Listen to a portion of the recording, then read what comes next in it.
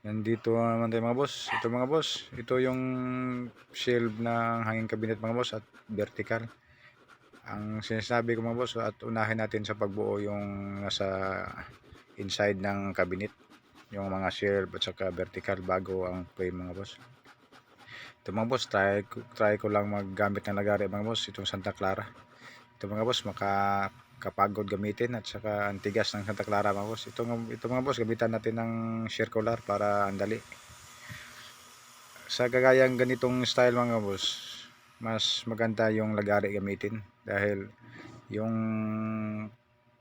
paglagay natin ng plywood mga boss, yung lamano natin, parang ang ikuwanan natin dito nito mga boss, yung parang kapal ng plywood kasi yung paglagari natin madali lang makansya.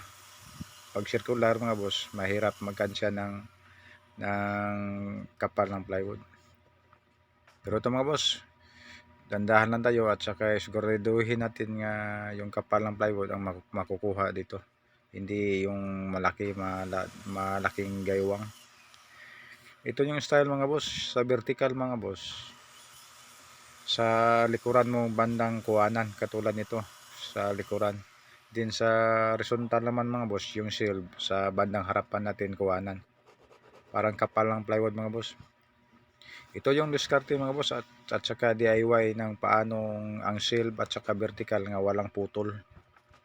Ito yung diskarting matibay, hindi kagaya ng iba nga yung shelf niya putol. Ito mga boss, wala itong putol mga boss. Ang vertical diretso, ang horizontal diretso. Ito yung diskarte mga boss. Ito mga boss, makikita nyo mga boss paano gawin mga boss.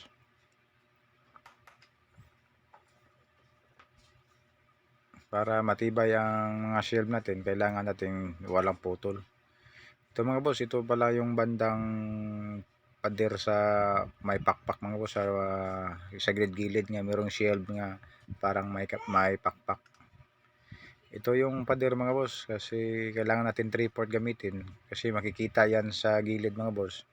Kung 1/4 ang gagamitin natin, makikita yung 1/4. Kailangan 3/4 para pareho silang kapal sa frame. Bago natin ibuo mga boss, kagaya nito mga boss, nilagyan natin ng marking para pagbuo natin diretso na tayo mga boss. Ito pala mga boss, ito yung shelf niya, nakuha na natin ng harapan. Ito yung nakadikit siya pagkuha na natin, hindi nakadikit siya pagkuha na natin ng parang kapal ng plywood. Wala itong diferensya mga boss, parehong pareha ito kasi nakadikit. Ito yung pag DIY mga boss sa mga shelf at saka vertical.